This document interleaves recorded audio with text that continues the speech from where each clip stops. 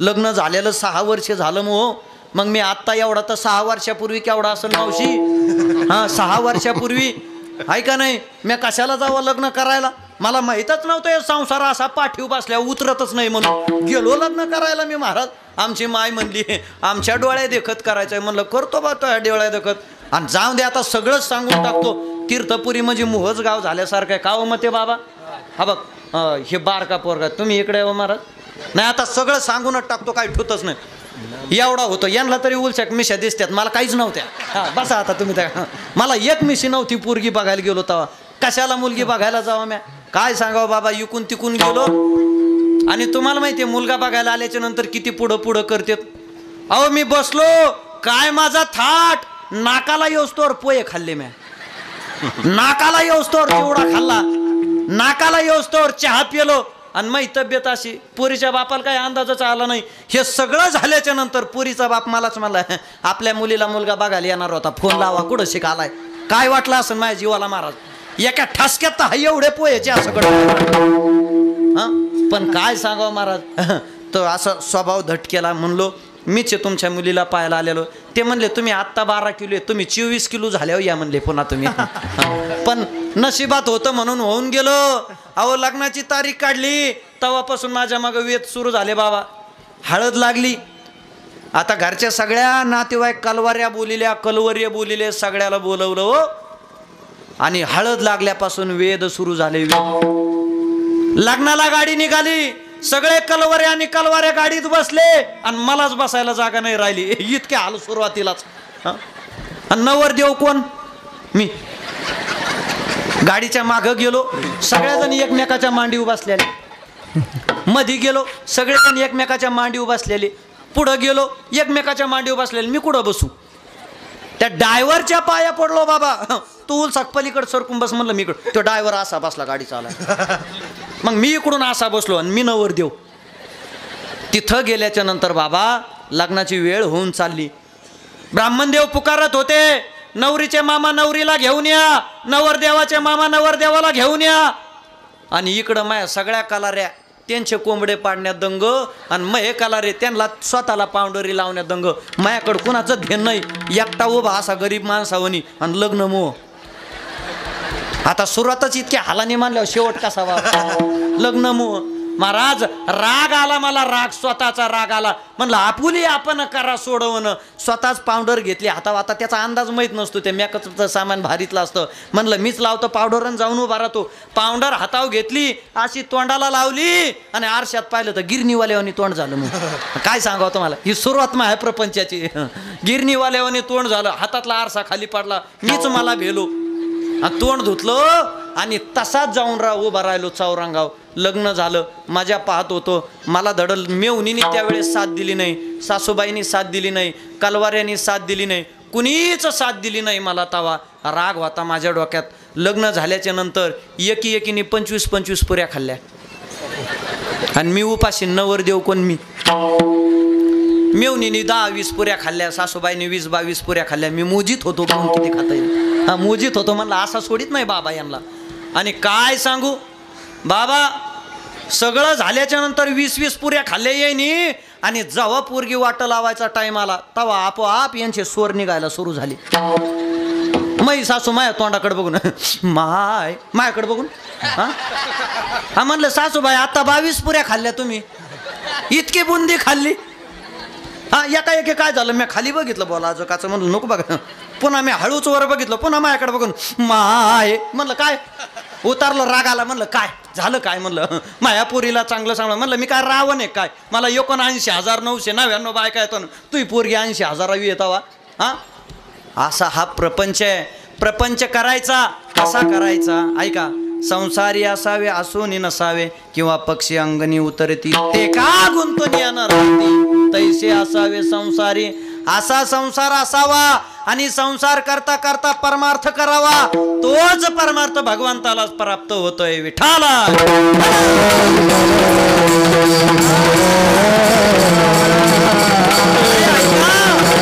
माझा परमात्मा 5 वर्षाचे झाले आणि गोकुळातल्या सगळ्या गवळणी गोपाळ काय करत होते? सदा नाम वाचे गाती प्रेमे आनंदे नाचती, प्रेमे आनंदे नाचती, का होता कृष्णाचा अवतार. सगळेजण आनंदानं नामस्मरण करत होते. हळूहळू परमात्मा खोड्या करू लागले. का खोड्या करू लागले? सगळे गोपाळ म्हणले देवा अरे आमच्या तब्येती लुकड्या आहेत. देव म्हणले मला दिसतंय तुम्ही लुकडेत. का लुकड्या आहेत? अरे तुमच्या घरी सुद्धा दही दूध आहे ना. तर सगळे गोपाळ म्हणले देवा आमच्या घरी दही दूध आहे, पण खरं सांगावा आमची तब्येत का अशी झाली? अरे दही दूध डेअरीला, चटणी भाकर ढेरीला, त्याच्यामुळे आम्ही असे झालो. मग देवानं चोऱ्या करायला लागले. मग कशाची चोरी केली? चित्त चोरी येले नंदाच्या नंदाने, चित्तासह लोण्याची चोरी केली भगवंतानं. आणि फक्त कशासाठी? माझे सगळे गोपाळ तंदुरुस्त व्हावेत याच्यासाठी चोरी केली. अनेक गवळणी, एक म्हातारी गवळण म्हणायची हे कृष्णा तंगडच मोडीन. देव म्हणले अनेकाचे तंगडे मोडायला मी जन्म घेतलाय, तू माझं काय तंगड मोडी? ती म्हातारे सांगितलं गोपाळायला घ्या हिच्या घराचा नंबर लिहून. घेतला नंबर लिहून आणि तीच गवळण आंघोळीला यमुनेवरती गेली. सगळेच्या सगळे गोपाळ आले, घरात गेले, दही दूध लोणी खाल्लं. देवावरती विश्वास ठेवा, भगवंतावरती विश्वास ठेवा. आणि विश्वास जर ठेवला नाही तर काय होतंय ऐका बरं का, काय होतंय ऐका. पेंध्या होता, पेंध्या देवानं सांगितलं म्हातारी आली आता, सगळ्या जणांना डोळे बंद करायचे. जर सुखरूप बाहेर पडायचं असेल तर पेंध्या जरा चालू होता. त्याने असे फटीतून बघायचं देव नेमकं काय करतोय ते. फटीतून देवावर विश्वास ठेवला नाही. ज्यांनी ज्यांनी श्रद्धेनं डोळे झाकून घेतले ते आपोआप ते संकटातून बाहेर आले. आणि पेंध्या गुतला सावण्यात. का? फटीतून बघत होता ना, देवावर विश्वास नव्हता. मग लक्षात ठेवा सगळेजण आल्या गवळणी आणि पेंध्या असा झोडपीला खाली. देव म्हणले माझ्यावर विश्वास ठेवीत नाही का? माझ्यावर विश्वास ठेवीत नाही. ए देवा इथून पुढे विश्वास ठेवतो, फक्त या दुःखातून बाहेर काढ. मग भगवंतानं पेंद्याला वरती काढलं आणि खऱ्या अर्थानं सगळ्या गवळणी वैतागले बरं का. पुन्हा गवळण गवळी 3.5 फुटाचा आणि गवळण 7 फुटाची. कुणी जोडा घातला होता काय नव्हतो. देव त्याच्या घरी गेले, त्या गवळणीची वेणी आणि गवळ्याची दाढी एकत्र केली, गाठ बांधली. मला सांगा बामणाने आपली गाठ मारली तर ती सुटत नाही आयुष्यभर. ती ब्रह्मदेवाची गाठ कधी सुटायची? कापता कापेना, जळता जळेना, सुटता सुटेना, अशी ती गाठ. आणि मग त्या गवळ्याने विचारलं त्या कृष्णाच्या वाट गेलतीस का? हा गेलते म्हणले. कशाला गेली म्हणले? आता काय करायचं? चल म्हणले आता तू पुढं मी माग. ते ट्रॅक्टरला टायली जोडल्यावानी गवळी पुढं आणि गवळण, ती गवळण पुढं गवळी माग. कारण हिची वेणी त्याची दाढी. आणि यशोदेपर्यंत गेले. तिथं गेल्याच्या नंतर भगवंतानं फक्त हात लावला, आपोआप गाठ सुटली गेली. अनेक गवळणीने तक्रारी केल्या. शेवटी अनेक गवळणी यशोदेकडे जाऊन म्हणल्या काय? यशोदे कृष्णाला सांगावे गोकुळी राहावे का जावे?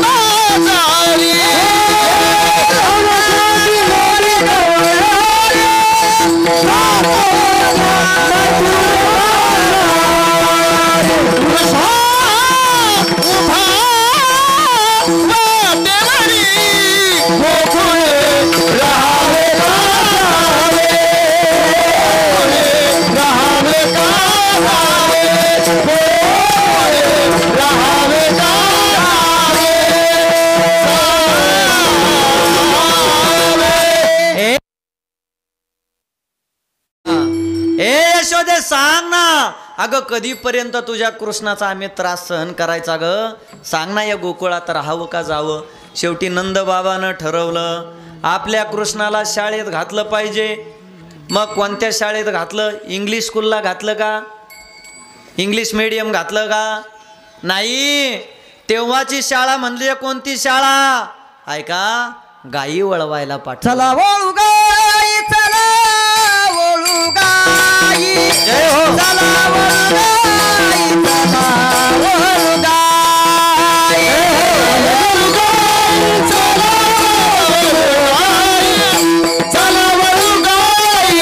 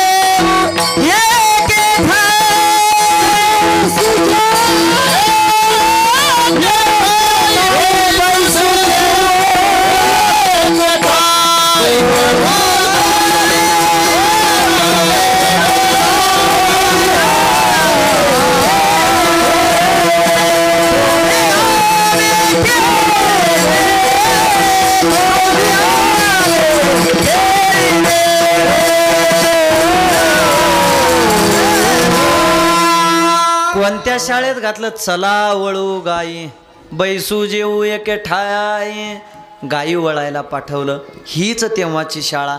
आत्ताच्या शाळा आता इंग्लिश मीडियम. पोरग काय बोलत आहे बापाला कळाना आणि बाप काय बोलतोय पोराला कळाना. हां सांगू, माझी माय मराठी, माझी मराठी भाषा, या भाषेतली तफावत आणि इतर भाषेतली तफावत फरक पहा गुरुजी, किती फरक आहे. अरे तुम्ही इंग्लिश भाषेचा आणि माझ्या माय मराठी भाषेचा जर तुम्ही अर्थ पाहिला तर किती गोडे पहा. इंग्लिश भाषेचा विचार करायचा का? ए फॉर ॲपल, तिथून सुरुवात होते बाबा. झेड फॉर झेब्रा, म्हणजे ॲपल पासून सुरुवात होते तर जनावरापाशी आणून सोडते. हिला इंग्लिश भाषा म्हणायचं. पण माझी मराठी भाषा सांगू तुम्हाला, हो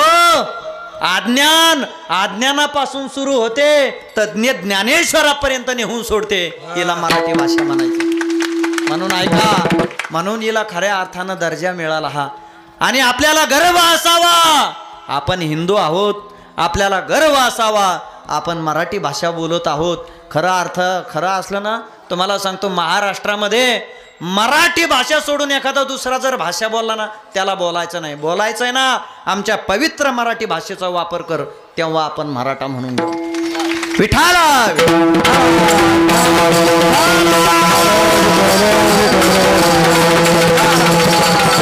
आणि काय सांगावा, सगळे गोपाळ सवंगड्यांना घेऊन माझे भगवान परमात्मा कुठं निघाले?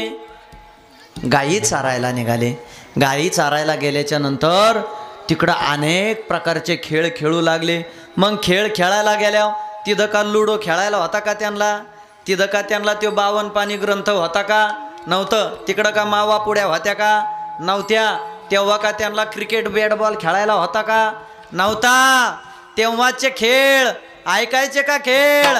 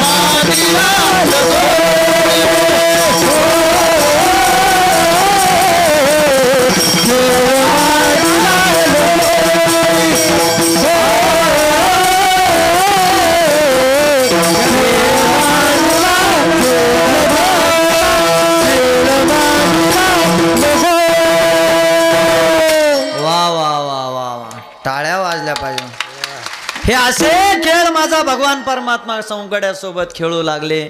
खेळ खेळता खेळता काही गोपाळांनी सांगितलं, देवा खांदी भार पोटी भूक, काय खेळा याचे सुख.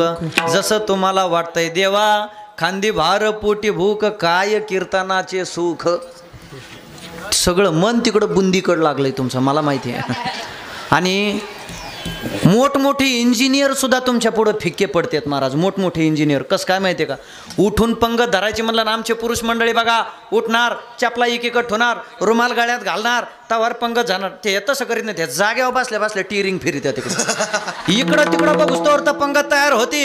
ए देवा ऐक ना, आता खरं सांगू का देवा, आता खऱ्या अर्थानं पोटाचं काहीतरी बघ, काय खेळा याचे सुख. मग देवानं काय केलं, सगळ्यांच्या शिदोऱ्या एकत्र केल्या.